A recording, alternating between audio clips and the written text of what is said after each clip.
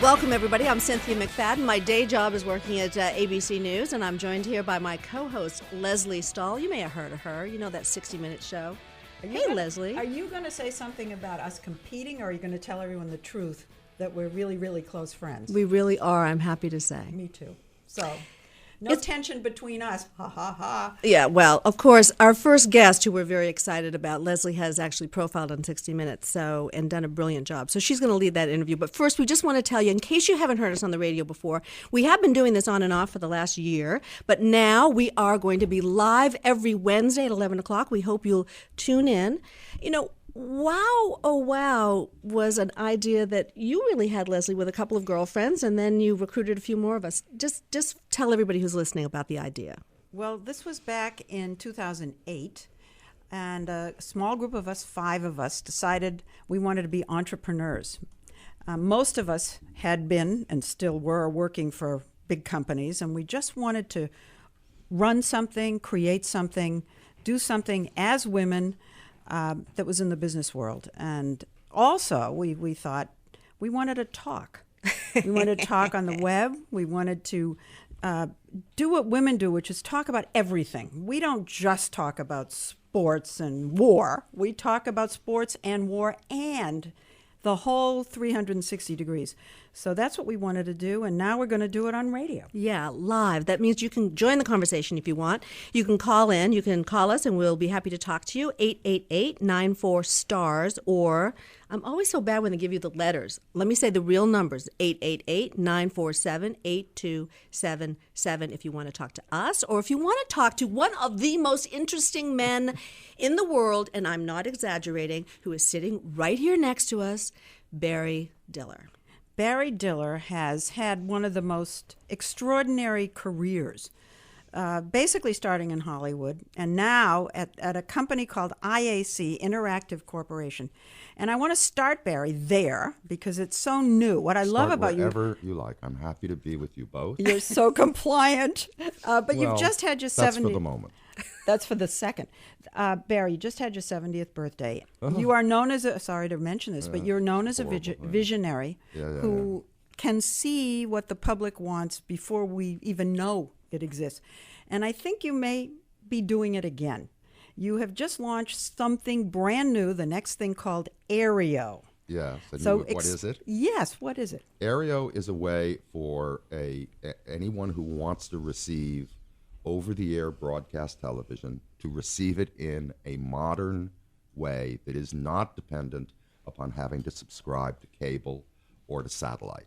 And it does it through an ingenious concept. I mean, the technology behind Aereo is really quite remarkable. It's essentially a tiny little antenna. I mean, I'm holding up my hand about it's less than an eighth inch. of an inch. Yeah. It's tiny, weighs nothing. And each consumer essentially owns that antenna. Where do you put that? What we do is we put, for instance, in New York or in Los Angeles or in any place, but take New York, we put it in Brooklyn in a server farm with hundreds and hundreds of thousands of other little antennas. We aim them to the Empire State Building. Now, all of this is not, that compelling, except to know that as broadcasting began on the basis that broadcasters received their license for free in return for programming in the public convenience and interest. And what that meant was that there was nobody between the broadcaster and the consumer. This is, of course, before cable, before satellite, before all of these intermediaries, all of which result in now probably you're paying $100 and some odd a month for cable or satellite or whatever. It was just you and your rabbit ears. Well, whatever you want, or your aerial above your house or whatever. But over time, that system, while still the basis of broadcasting, was less and less used as people hooked up to cable and as people hooked up to satellite, not only to get more channels, but to get clear pictures. Along comes digital television, which means you get a perfectly clear picture so long as you can receive it. And technology that allows you to do everything in the cloud. So if you have now an iPad or a big screen at home or anything that's internet ready, all you do is you subscribe to Aereo. You get, in New York City, you get about 25 broadcast channels. And instead of paying $100, $150, now if you want ESPN, you go to cable. But if you don't really use ESPN, in fact, you're subsidizing all of the people who do, because you have to pay for it anyway. So if you don't want it, you pay $12 a month to Aereo for its service, and you can record every program. You can play it back anything anywhere. By the way, once you have the account, once you're in New York, a New York legitimized person who can receive the signal, you can be in Saskatchewan. And so long as you've got an internet connection, you're watching digital, perfect HD television. So I'm holding up my iPad. So I could be, after I pay my $12, I could be in Boston tomorrow and watching what's going on at ABC or CBS or Fox or... Whatever you want. But just the networks. You can't watch cable. No, you can't. In other words, this is for broadcast television. So this is for people. This is not for 100% of the people. So, Barry, they're so upset about this. Well... They're suing you and trying to get left. injunctions. They think you should pay them a fee. Well, here's the thing. My attitude about that is some broadcasters have said to me, well, just pay us retransmission money and we'll let you go along your way. And I say, here's the thing. If you can get Radio Shack to pay you for selling somebody an Aereo, I'll pay you. Good luck. But we would pay you.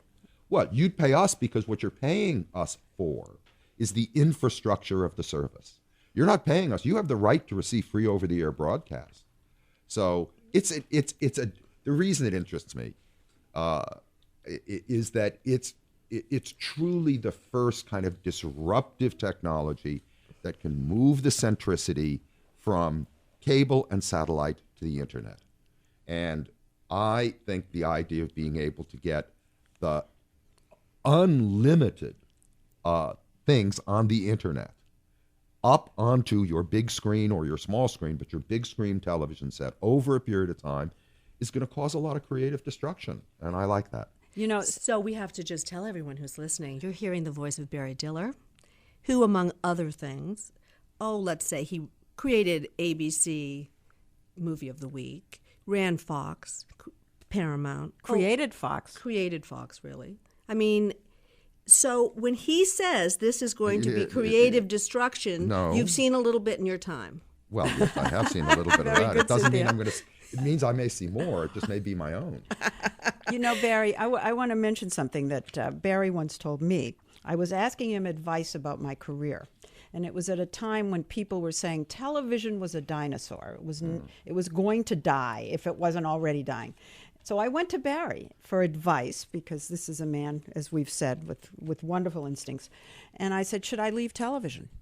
I was already at 60 Minutes. And you know what you said to me? You said, yes, television's dying, but very, very slowly. And it is still the big guy on the block. And so you'd be crazy to leave. And this was more than 10 years ago. Do you still think television's dying, or are you now thinking, wait, television's great and I'm going to help people get more of it? When we say television now, look at how much more we mean than we meant 60 years ago, 30 years ago, 10 years ago. I mean, now what really is defined as television? If you're talking about video, video and sound, right? Pictures and sound. Now, because we have the internet, and it's the first time, we've only had the bandwidth of the internet big enough to transmit really rich video, pictures, words, etc., only in the last 3 or 4 years. And it's still coming on relatively slowly in terms of the amount of bandwidth you need, as anybody who has a cell phone knows. So this is all very, very, very embryonic. But there's no question that over time, you're going to receive video, pictures, audio, etc., over the internet. It's a much more efficient system. So your position really is, Barry, that this delivery system is going to change how we are able to get television, but is it going to change what we're going to see? Yes, eventually. It will add. Look, again, we started with 3 channels. Until you made it 4. And then we made it 4, and then we made it 404. But now, in fact, you have an awful lot of channels. But what you will get as the internet, I think, does cause a lot of this creative destruction, meaning some people lose and some new people get ground. I do think you're going to see different forms of programming that are going to evolve, and different ways that you're going to access programming are going to evolve over the next 10 years. I think for certain.